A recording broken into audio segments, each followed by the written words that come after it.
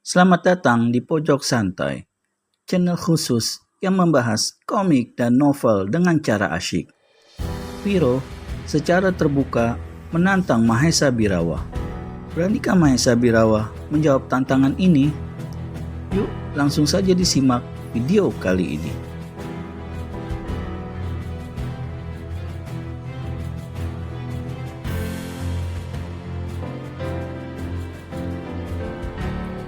Malam itu, Mahesa Birawa tak dapat memicingkan mata. Dia gelisah sekali. Sebentar-sebentar di atas pembaringan dalam kemah, dia membalik ke kiri, lalu membalik ke kanan. Ingatannya mengawang kembali pada masa 17 tahun yang silam. Terbayang olehnya kematian Rana Weleng. Terbayang juga olehnya Suci, perempuan yang bunuh diri itu. Dan ketika ingatannya berpindah pada pemuda yang mengaku anak dari Rana Weleng itu, tubuhnya seperti dijalari hawa dingin.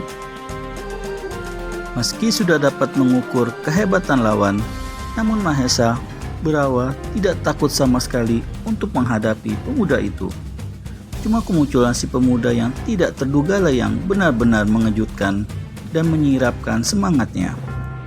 Hati kecilnya mengutuki kebodohannya sendiri.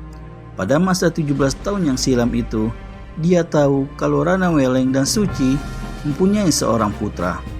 Kenapa dia tidak sekaligus menghabisi orok Rana Weleng itu? Tapi saat itu, tentu saja dia tidak mempunyai pikiran panjang seperti waktu sekarang ini.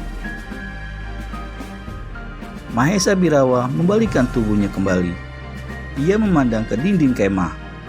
Dan pada dinding kemah itu, seperti terbayang oleh matanya, rentetan kalimat yang pernah dibacanya pada dinding tempat kediamannya 17 tahun yang lalu, yaitu ketika dia baru saja berhasil melarikan Suci dan memasukkannya ke kamarnya. Di sana, di dalam ingatan Mahesa Birawa alias Suranyali, seperti tertera kembali rentetan kalimat itu. Rentetan kalimat yang menjadi kenyataan. Apa yang kau lakukan hari ini akan kau terima balasannya pada 17 tahun mendatang. Mahesa Birawa akhirnya turun dari pembaringan. Beberapa lama dia mondar-mandir di dalam kemah besarnya itu. Kemudian teringat dia pada kematian Kales Renggi dan 2 orang mata-mata yang dikirimnya ke kota raja tempo hari. Mereka menemui kematian akibat turun tangannya seorang manusia aneh.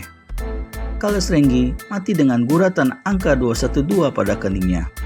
Dan tadi dia juga saksikan sendiri kematian Sutorande dalam cara yang sama. Kalau begitu, sedikit banyaknya atau mungkin pasti sekali pemuda yang mengaku anak Rana Weleng itu yang sesungguhnya adalah adik seperguruannya sendiri, pastilah mempunyai sangkut paut atau hubungan dengan Pajajaran. Dan kalau sudah begini, berarti bocornya rencana untuk menggulingkan Prabu Kamandaka, bocornya rencana untuk memberontak terhadap kerajaan.